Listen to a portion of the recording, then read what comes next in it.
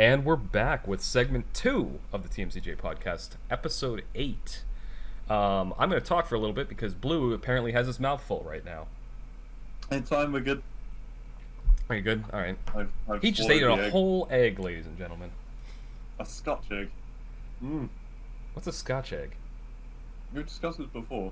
It's like an egg, a poached egg that's covered in meat and breadcrumbs. I feel like I've heard the term Scotch egg before. In fact, I'm pretty sure my mother has talked about them, like cooking them. They're very nice. I don't think I've ever eaten one. I might be wrong. England, fuck yeah.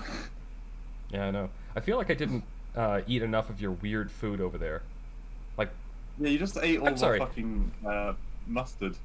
oh, the mustard was fucking amazing. And meat pies. We don't really have meat pies over here. When you say that, Jesse has confirmed to me that they exist. They're just not as common. Right. Like, there are meat pies over here, but they're more like a festive dish. Okay. Not like a farmery dish. Yeah, no. Farmery dish wouldn't be meat pies over here, unless for a fisherman over there, because you might have fish pies if you're a fisherman. Fish pies. They make fish pies? Oh my god. Yeah, there's fish So pies. even the meat pies I'm talking about, they stuff it with bird, like turkey or chicken, like a chicken pot pie. Chicken pot pie is what I'm thinking of when I think of meat pies over here, and that's more of like kind of a festive dish, like Thanksgiving or Christmas. That just reminds me of pucker pie. There's a brand over here called pucker pie. If you're especially northern, pucker pies. Okay, I'm sorry. Before we start talking about this again, every segment is just the US versus the UK right now. This segment, I didn't say it during the intro, is supposed to be media. And it's the one I was looking forward to for today. And we're talking about meat pies. About pucker pie. Oh, I love me a pucker pie. Oh, I love me a pucker pie. Not Irish. Fuck. I know. I'm just... I tried to do, while you were gone, making coffee, which I just see the picture that you posted. I was trying to do... I was remembering a quote from a TV show, and I was trying to do a Scottish accent, and it kept devolving into Irish. I couldn't get, like, it quite right. Yeah. There's, Yeah, I don't know. Anyway, yes, media. Yeah, sorry. So, I mean, the reason that I'm eager for this segment today is because I finished Lucifer. I started talking about it last week, and I hadn't quite gotten to the point where Netflix had taken over yet. But this week... oh my god, sorry about that. This week, I was watching the shit out of that series. I finished season 3, which was the last season that they actually aired on TV, and then Netflix bought it. And... first of all, I'm just going to quickly talk about Season 3. It was way too long. It was 26 episodes. Each episode was like a 45-minute episode. It just went on, and there was tons of filler in it. They had one really good plot thread, which came to an extremely satisfying ending. Like, it's 26 episodes. The season finale was episode 24. Episode 25 and 26... were like these weird, goofy, off-canon episodes. 25 had probably the most annoying character I can imagine. Like, they got this, like... think like a mainstream TV show that has, like, kind of a dweeb character. Like, somebody who's super nerdy, got a nasally voice, and they're kind of annoying. Like Every main character in Big Bang Theory, yep. Yeah, exactly. Now picture that character doing a scene with somebody who is, you know, very serious, very dangerous, and very angry. That's kind of like Zombieland. The nerdy kid and the Texan... Not quite, because Zombieland actually handled that interaction pretty good. Like, you had the more serious elements. Done bad. Yeah, this is that done very bad. Like, picture like a Shakespeare play, right? On stage. I'm trying to find the right metaphor for this because you haven't seen it. Picture a Shakespearean play like on stage, right? Yeah. And it's a dialogue between two characters, and one of the actors has like years of experience. They've lived on the stage. They've been in the most prestigious performances, and the other person is in high school and they just started acting. That was this scene. And I literally had to fast forward through most of it from pure cringe. It was just awful. But then there was another episode after that that was like a what if thing, like an alternate dimension thing. Anyway, the last two episodes basically didn't count.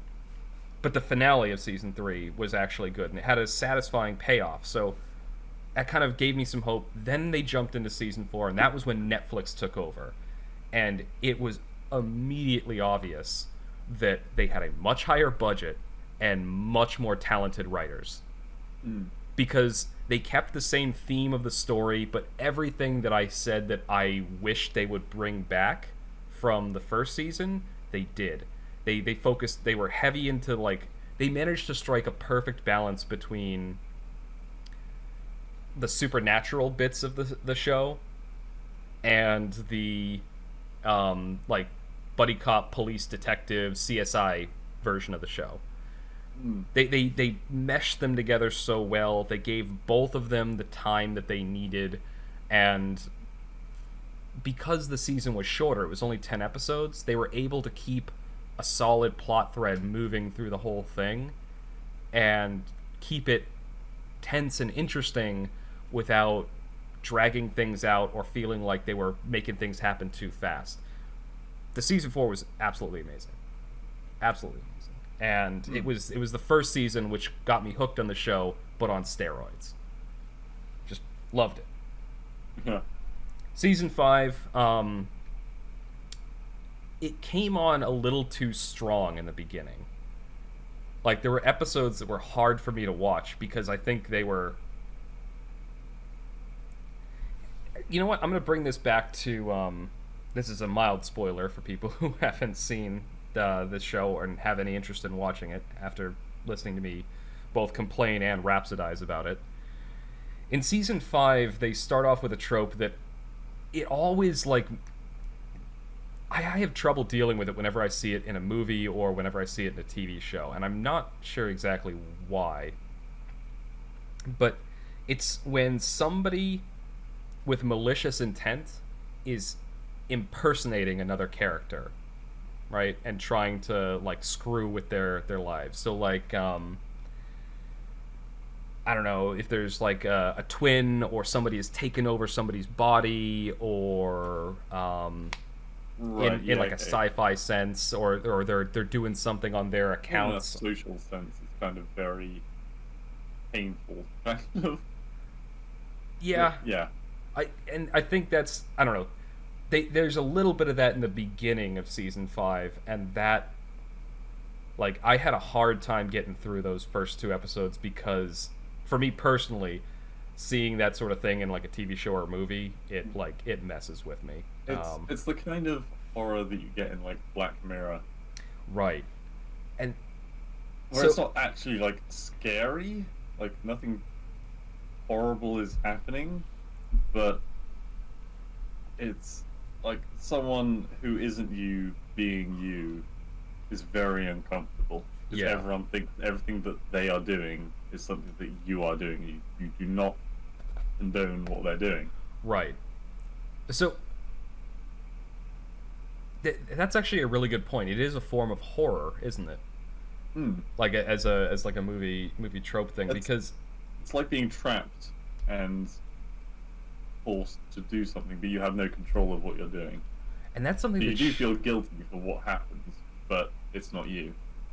That's actually this is before I that reminds me of a book series, and I'm gonna talk about that in a second. But yeah, so my friend Emily from home, she was obsessed with horror movies, loved them all throughout our childhood. Yeah. And what I didn't like the same kind of, like, she'd go to like see like The Ring and all these other, horror movies like that, things where there's monsters and mess with people. Those types of horror movies never really did anything for me. They were like kind of like, oh, there's a videotape and you see it and you die in 7 days. Oh no, it's just like colon cancer. It didn't scare me in the same way that I feel like it scared some people. The horror movies that really get under my skin are the ones like what you're talking about, where it's low key and it's psychological, right? It gets in your head. Like that's the kind of horror film that really like will get to me. Yeah, regarding The Ring, I watched I've never seen The Ring. Mm-hmm. I watched a review on it by... Oh god, I can't remember who it was now. And they were talking about it anyway. And they were going through a lot of the scenes. It might have been Critical Drinker. He's another really good YouTuber. Yeah, yeah. I'm pretty sure I sent you a link to one of his videos a while back. Right. They, for all my life, I've heard about The Ring, and I've heard people go, oh my god, it's horrifying. It's so scary. Yeah. When I watched it, I was like, well, one person died, and you don't even see any, like, you see one actual apparition, right? I think. Oh my god. And even that is just like an emo girl. I see enough of them around the fucking streets. Like it doesn't seem nearly as scary as people have been making it sound. I'm sorry. It's one emo girl, and I see enough of those in the streets. Yeah, like, so just but it's had a true. Fucking emo phase. It's true. You see I never had an emo phase. Oh fuck it, you did. No, I had like a surfer dude phase. Like, when you see me in high school, I had like really long hair. Yeah, I mean, so did I. But like, long hair can be kind of emo, to be fair. Well, it can, but normally, they dye it black and they wear eyeshadow and shit. That's the stereotype, right? I went as far as painting my nails once, and well, a few times. But that was it. I never went that. I never went down that route. I was a very happy teenager. Yeah, you were a bit of a mad nutter, though. Well, okay, yeah, but that's still not emo. This is true. You went down a different path of insanity. I had a psychotic phase. Yeah, teched into it. But yeah, sorry. But yeah, no, I know what you mean. But that's kind of why those types of horror movies never really got to me in general, because exactly like you said, it's the practical, rational mind just sees something like that, and it's just like, yeah, okay, and you move on. Yeah. Sorry, was there any more on The Ring that you wanted to discuss? No. We kind of transitioned pretty neatly, but I did want to.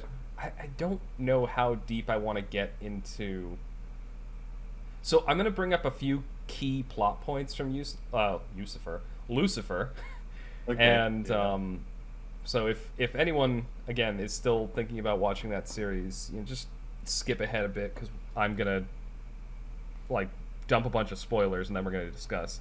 Maybe if Kaiser has the time and energy, he might put in a timestamp. Yeah, that doesn't usually happen. Unlikely. Sometimes I remember to edit in a picture. This is true. I feel like you need to put in a pucker pie when I was talking about pucker pies. Oh my god. Then I have to go back and search for pies. I'll send you a pucker pie picture. Pucker pie pics. So anyway, yes, God. They do two things in season 4 and 5, and 4 again, absolute masterclass.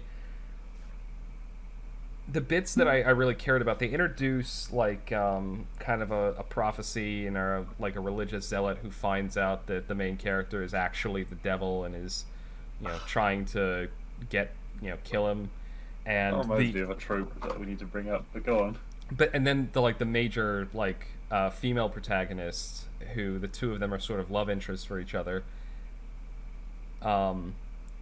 She becomes aware of who he is near the end of the season and kind of just goes into almost comatose. And there's what I liked about it is they're balancing all these things. There's this there's the day-to-day like police stuff, the CSI element.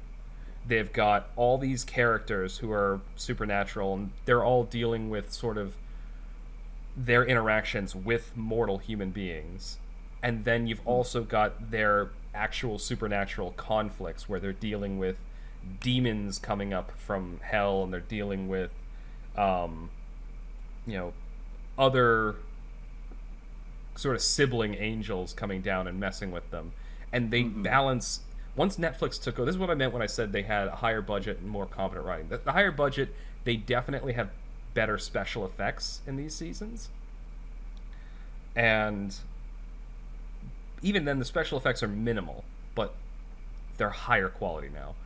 But the writing is really where it comes through, because the way the characters are written, they do such a good job in the Netflix seasons of making the characters complex.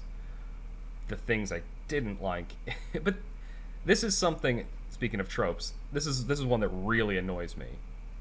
Is the hey guys, hear about current events trope.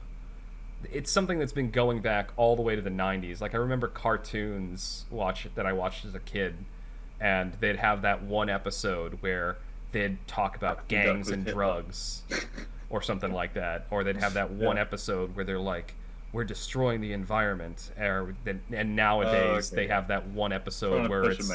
political message. Yeah, exactly. They it's something that shows have been shoehorning in since I can remember. That's kind of what I was gonna something I was gonna bring up, because, and okay, I am an agnostic, right? Mm-hmm.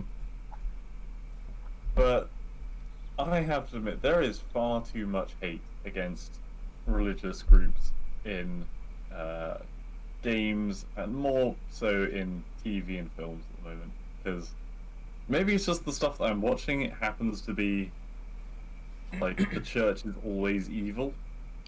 There's very few good things said about the church in media I see these days. Yeah, and that's something that I personally, and you know, I've said it on this podcast. I am religious. I'm Catholic, and it gets grating after a while, because it's like I went to church my entire youth. Like, the priest was a good friend of the family. Like, there was nothing bad. It was never preachy. Ironically, it was always like, the message was always just be a good person. They'd tell some stories and stuff and go like, you know, here's just some positivity for your life. That was my entire experience with religion growing up, and I realized that's not everyone's. But you're right, in like mainstream, like if you're talking about like TV shows and a lot of movies, if religion gets brought up, it's never the good guy, and at best it's portrayed neutrally. They do that. So when I was talking about, they introduced the like a religious zealot in the 4th season. Yeah. It's portrayed pretty much as positively as religion ever is in modern TV. Meaning, the actual mainstream church is perfectly neutral, and just this one guy goes off on his own and is evil. And they have like this one token character who is like stereotype of religious person, right? Yeah. And who, by the way, she is an amazing character in the series, but her religiosity seems to be a little shoehorned in clumsily. Religiosity? Yeah. I think it is. I've heard people use it before. It may just be kind of a slang term. I've heard it used before, but it may have 2 for 2 on made up words this session. I don't know. Like, maybe we're setting the trend. You know, Webster Dictionary, hit us up. Dictionary, yeah.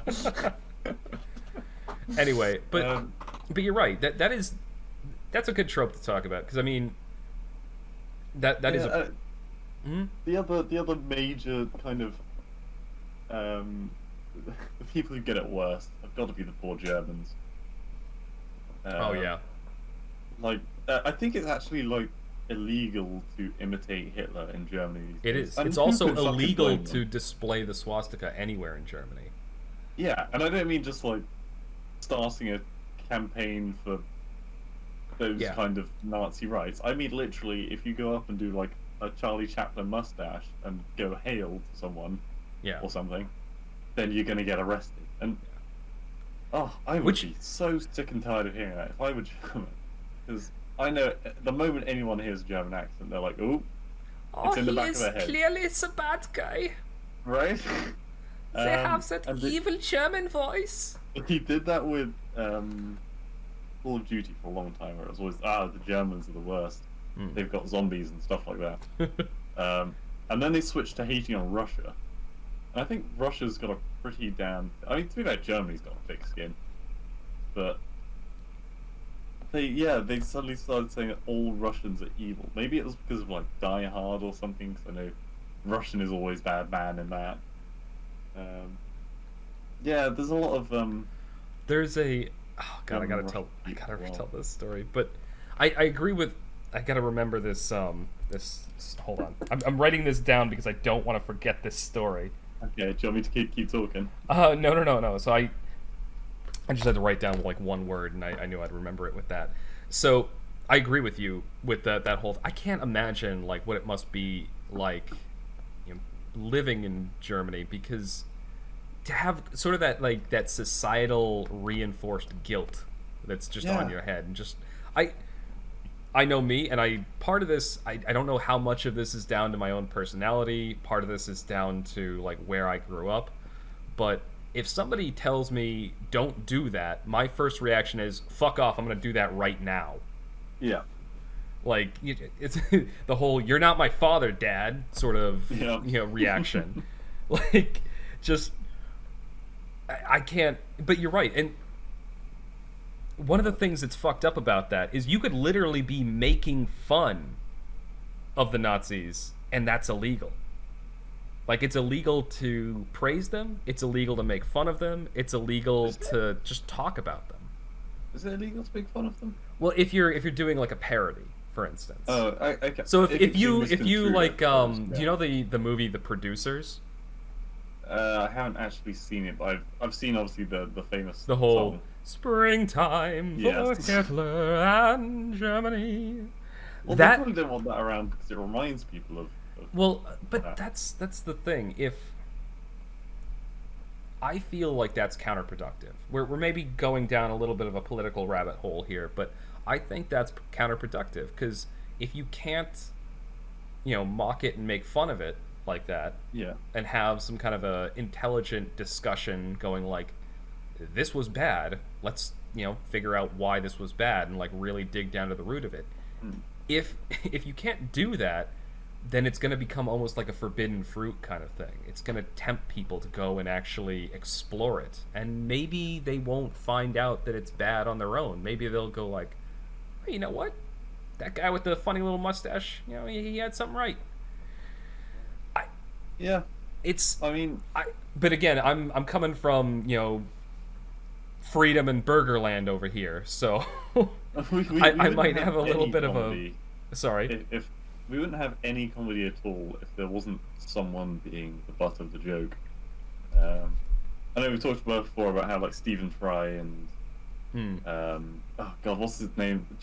Ricky Gervais. Yeah. Are big advocates of yeah, you could say whatever the fuck you want. I mean, if you should be able to. I agree with that. You can talk about any topic in the world you want, and if you're a comedian, you need to be able to talk about any anything for comedy. Sorry. Yeah. Because the funniest jokes are the ones that cross the line.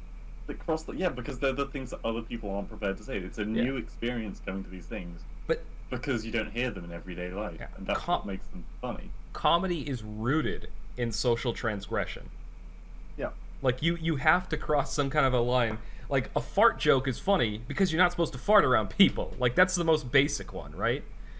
Yeah. And then like that's toilet humor. But exactly. But that's what I mean. It's I personally it's lowbrow humor, but yeah. I think it's a really good metaphor because it is. It works. I mean, babies laugh at farts. So like even from infancy, you kind of understand that doing something you're kind of not supposed to and making a funny sound is humorous. And then you kind of bring that up to the more complex things. The whole reason that like the producers, that movie is so funny is because it's the whole movie is about these two producers that like want to get fired or something like that. I haven't seen the movie either, but I've seen clips from it. Is like they want to get fired or something like that, so they try to make the most horrible, egregious play ever. And so it's like Springtime for Hitler. That was the that was the play, and people end up loving it because they think that they're like they made the play to mock and ridicule him. Because the actor who plays the guy on stage in the movie makes him out to be like this very flamboyant, like girly man. I had to say that in a Schwarzenegger accent, but sure. That's really yeah. I won't say too much more about that. Just I agree with you 100% on this on this point. You need to cross a line to actually be funny, and if you can't make fun of something, then I think it inevitably makes that thing a sacred cow, like something that people end up revering rather than thinking of as shameful. Inevitably, and I think that's a dangerous way to go. Like everything I think that is going too far with it. Oh yeah. Like if I walk out my door right now with a fucking red armband and a Hugo Boss suit on, goose stepping down the sidewalk, then that's going too far. I've moved from parody into just hey, I'm cosplaying as a Nazi. To see it. When you go to a comedy club or something, you want that kind of thing to happen. Right, exactly. If fucking Ricky Gervais came onto the stage in a Nazi outfit, people would be shitting themselves before he opens his mouth. Right, exactly. Because you're going in there with the expectation that this guy is here to be funny. Like yes, he's a jackass. Now, if you just boarded an airplane and saw somebody dressed up like Goebbels, then maybe that's a little bit too far. I'm sorry, did I just make you choke on your coffee? Yes. Oh shit. It'll be alright. Okay. Taking it away from there. Back from the ball. Yes, I want to tell the story that I had noted down. Okay. Because you were talking about like Russians and them having thick skins. Okay. There was this long documentary series that I watched about the Romanovs. And Romanovs? You say it Romanov? Oh, I don't know. Isn't it that? I don't know. Is it Romanov or is it Romanov? Here's another one. Are we pronouncing this right, wrong? Maybe it's Romanov. Doesn't matter. I'll shut up. It's Russian. I don't know. Yeah. I don't speak Russian. Actually, no. I take that back. I know 3 words of Russian, and they are the only 3 words I will ever remember. Yeah, it's what is it? Da, niet, and dziewczyna. I know yes, no, and woman.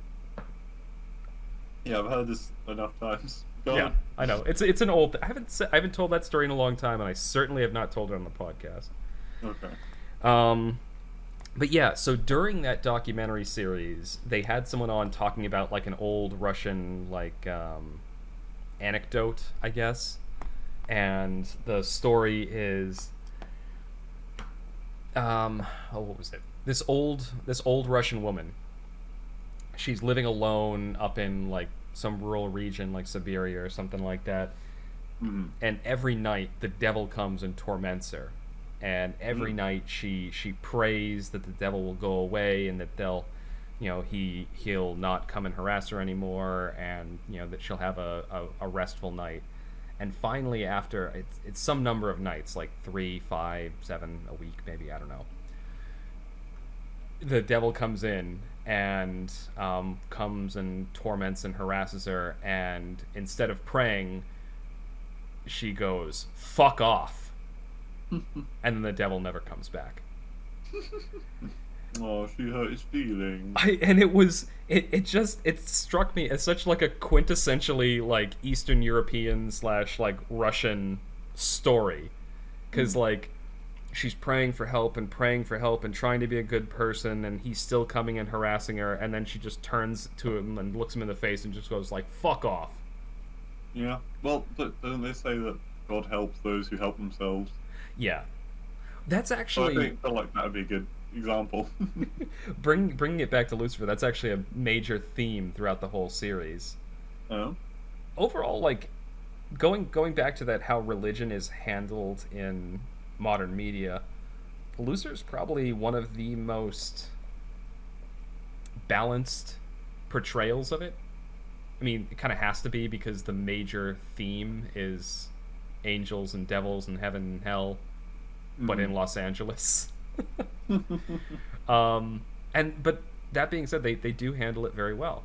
Like they have a very balanced perspective towards it. They don't try to preach that, you know, all religion is bad and anyone who practiced it is, you know, secretly a, I don't know, control freak or sexually impotent. I see. Okay, can I throw a new topic out? Throw one out, and this will be the last thing that we discuss because we are coming up on the end of segment 2. Okay, cool. So the last few days, Yeah. there was one point, about half an hour of which I had absolutely nothing to do. So I was sat in front of the TV, I was looking through YouTube, and I was like, oh, upcoming films of 2021. Okay. And there were some spicy boys. Oh, and, just- there was also 2020 as well. But yeah, go I on. completely forgot there was a movie I wanted to talk about. Go on. So there is okay, maybe just we'll start. A lot of the movies, I'm talking like 3, maybe even 4 of them, were to do with bats in some way. Either Batman, a different kind of Batman, a vampire bat, or I can't remember what the other one was. Yes, that's what 2021 is going to be all about. Bats. But there's a Marvel. Go on. Bats, apparently. Yep. The vampire bat one is a Marvel film, and I don't know if he's going to be a good guy or a bad guy, which is always great. So I love kind of pushing the lines of you're not just having a stereotypical good person or a bad person. I think mixing between the two is a good thing. There's this guy who has Gray area. Yeah. yeah, the main character. But from what I understood from the brief advert that I watched, I say brief, it was like a 3-minute advert. He was born with a genetic disability, and it meant that he was going to die after a certain amount of time.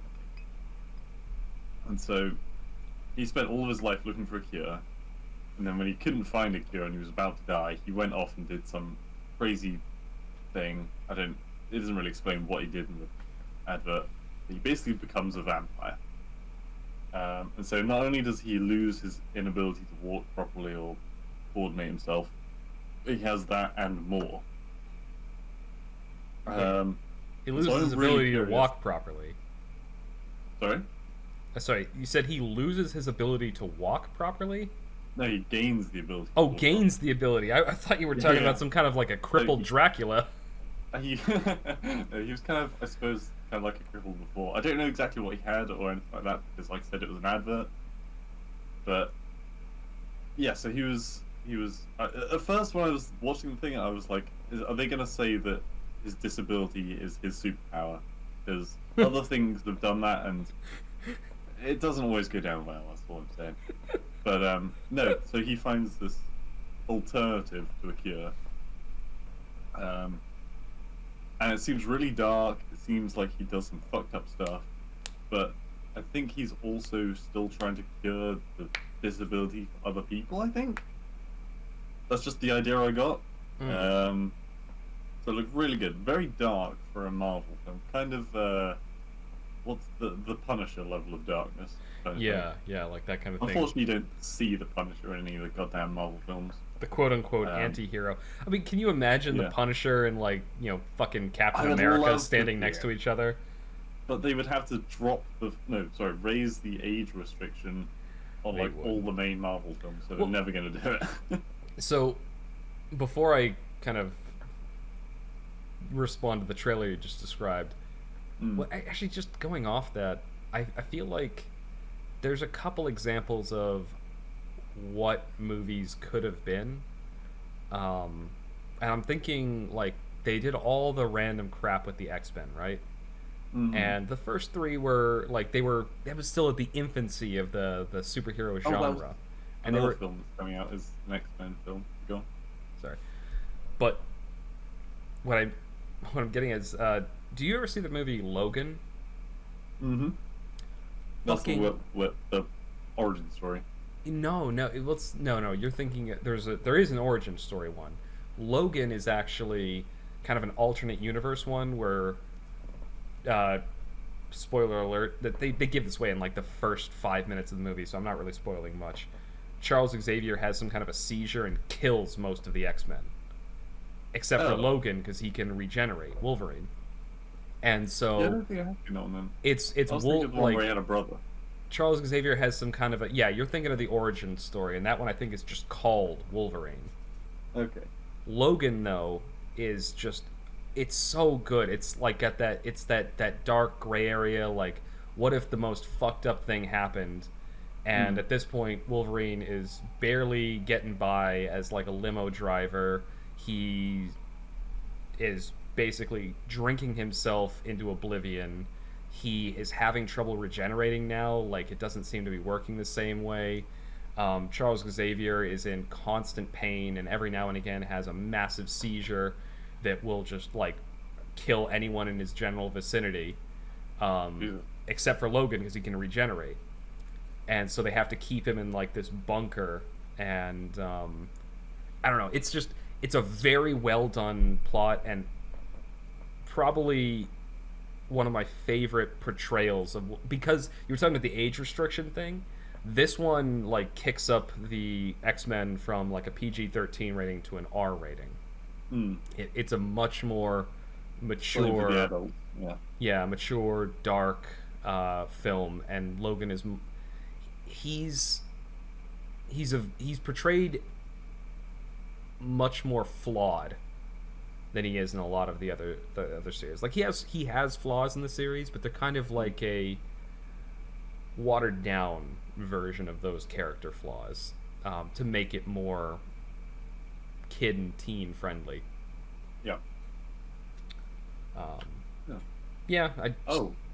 Sorry. There was another film that did just that I was going to talk about. Okay, we're already at 37 minutes. Okay. So I keep it snappy. Yeah, keep it, because there's one I want to talk about really badly too. I haven't seen it, but I really want to talk. You know what? Fuck it. 25 minutes talking about Lucifer. This is your fault. Alright, I'm making the call right now. This segment is gonna be long. What's your what were you talking about? One of the adverts I saw, and I thought this was a horror movie at first. It was that like dark and gringy at the beginning of this advert, and then it turns out there's a new Ghostbusters film coming out. Oh, aren't they? Yeah, aren't they erasing the one that happened in 2016? I assume so. I mean, I can't blame them for it. But yeah, they're trying again. First of all, the original Ghostbusters with the 4 guys, that worked brilliantly. That was an amazing film. Then they tried it with 4 women. That did not work out because they were just awfully bad at writing for that film. Yeah. The thing is, like, they could have done an all-female Ghostbusters movie. They just needed to have like competent writers. Yeah, not make it such a comedy. And now they're doing kid Ghostbusters. Like I think the next generation kind of thing of the original Ghostbusters. This is the 90s TV trope of let's do this but with edgy teenagers. Right. It's exactly the opposite of it. So it started with a group of kids in the first one, and then the adults in the second one. It's the opposite of this. I don't know whether it is a higher age rating. It just seemed very ominous at the beginning. They're walking around like dark places as kids, and it's kind of, whenever it's a kid in trouble, you always kind of feel a bit more. Oof. Yeah. Which. Oh god, I really want to talk about this too. damn it, you keep telling me things that like I'm like, oh, this reminds me of this, and Yeah. all right. They used a lot of the original equipment, I think, as well. That's so. One of the so I never saw the 2016 remake of Ghostbusters because I honestly I haven't been to see a movie No, I haven't. in years. Like the only movies I ever watched were when I was like on a plane and they'd have like a movie, and that's how I saw Infinity War was on a plane. Yeah, and John Wick. But so I never saw it, but one of the complaints that I heard coming out of that movie is that they did a bunch of the same like plot points in the same way that Star Wars Episode 7 basically just rehashed Star Wars Episode 4, the original, but with a new cast of characters. They hit all the same plot points, but they just but with like a slightly new twist on it, right? New special effects, new characters, but the same major points. And I heard from the people I know who have seen the 2016 remake that they did basically the same thing with that movie. They rehashed the first Ghostbusters movie, but they kind of cut out all of the context. They did the same major scenes and plot points and things, but less competently, if that makes sense. I heard that a lot of the actual voice lines were ad-libbed. Wait, is ad-lib the right word? They Yeah, did it, like, on the go. improv, ad-libs. They both, same thing. Which is great for some bits, but for the mainstay, you really don't. You need to also the thing is you need to also have actors and actresses who are capable of ad-libbing their lines. Some people are. Some people walk out on stage and they just like they have the script and they twist things around. Like, so do you remember in the original Star Wars Episode 5 where Han Solo is about to be like frozen in that brick? Yeah. And Leia goes, "I love you," and he says, "I know." And then he gets frozen. Yeah. He was supposed to say "I love you too." He was supposed to say "I love you too," but he ad-libbed that line. He ad-libbed "I know," and I think he made the right decision because that scene is so much more emotionally poignant. Devastating. Yeah. Because of that.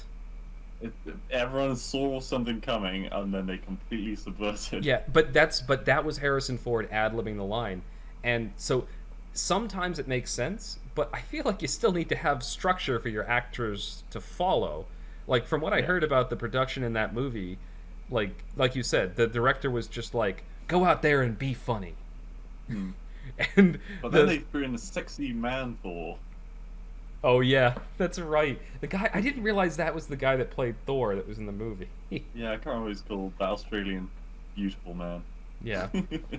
Big sexy muscle man. I think you get in trouble for me again, aren't I? We're gonna go like way off.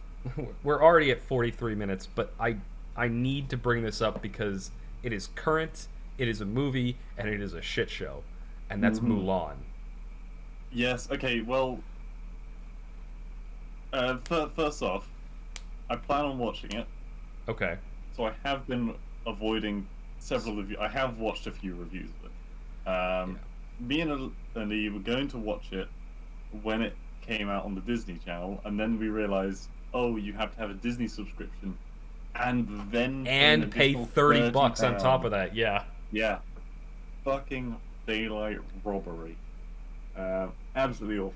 I don't blame them. I have seen all the things that have gone on about China and that. The only thing I'll point out is the movie cost like $200 million to make, and they made it, from what I have heard, they tailor-made it to pander to China.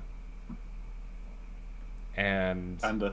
Well, yeah, you said pander. I know you guys. You guys don't have the R on the end. It sounds like panda. It's funny. Yeah, haha. No, just because pandas come from China. That was the only joke I was making. I know. Jackass. I'm annoyed because in my head, before you said that, I said pander, and I specifically enunciated the R, because I'm like, if I say panda, people are going to say panda China. I didn't notice and that, then you said it out loud. And I was just like, fucking hell. I was trying so hard not to make it sound like panda. Anyway, this is the last bit of this because we're already at 45 minutes. But Yeah. $200 million what they spent on it, and they were doing it specifically to pander to China, the Chinese market, because the Chinese movie market is huge, tons of money. Box office sales in China were 23 million. Like, they've lost so much money. It's being mocked and ridiculed in China. They hate the movie. And without wanting to spoil anything for myself or anyone who's going to watch, I know someone is going to watch and has not seen it yet. The two major issues that I've heard about it, there is no journey for the character. The character doesn't really change throughout the whole story. Yeah. Because they don't need to. Exactly. And second of all, because it's a live action, they take out Mushu. You can't take out Mushu. Mushu, exactly. He's the comedy central of that film. My favorite quote about this movie so far from a reviewer that I watched for who was talking about it is, Mulan is powerful because she has a lot of chi, which is the Chinese equivalent of midichlorians. Right. I don't know. It made me laugh when I heard that line. But you're right. From what I've heard, there isn't really a character arc. Characters in the story, not even main characters in the story don't develop in any way. They start off as a character archetype, and they stay that character archetype. Yep. Start off as a god, stay as a god throughout the film, win the day. Oh look, there are gods. It doesn't really matter anyway. Yeah. All right, let's end it there because we keep talking about this. I'm going to go into spoilers because let's cut it. Yeah, we'll cut it there. And after you and Eve actually watched the movie, in December. December, really? It comes out in December, I think. What? It's already out here. No, but oh, for free? Something happens in December. Maybe, yeah. I think it comes free on Disney Plus then, maybe. Because God knows I'm not paying 25 fucking pounds to watch a piece of shit. If you guys don't me playing third wheel, I'll watch it with you guys. I'll buy it. I'm planning on getting a Disney Plus subscription anyway, so I can binge watch The Mandalorian because I've been meaning to see that. Can switch away from Netflix. Hey, we're getting cut it now, guys. Cut! End it! Oh God! Bail out! We're at we're literally close to but we're almost at 50 minutes just with this segment. But again, we had a lot to talk about today. We do. And I don't mind. I've said from the beginning that I want this podcast to be somewhere between an hour and a half and 2 hours. And if we go 2 hours 2 weeks in a row, then that means we had something interesting to say, or we're a bunch of rambling morons who don't know when to stop. Well, yeah, but it's when we go above 2 hours, then it's like the drinking becomes a drinking problem. All right, fine. We're going to end it here. This is the end of segment 2 of the TMCJ podcast. Depending on when you're listening, you'll hear us in a few seconds or a few days. But either way, thank you for listening.